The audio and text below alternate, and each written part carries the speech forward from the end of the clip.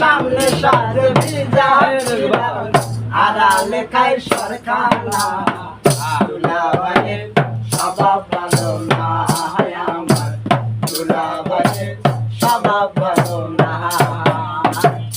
ঈদের সময় গেলে আমি 100 টাকা দেই সালামি। কেমন হলো? খোলা রাখি চুপ কইরা কই খোলা রাখি তোর ঘরের দ্বারখানা দুলাভাইয়ের স্বভাব ভালো না দুলাভাইয়ের স্বভাব ভালো না।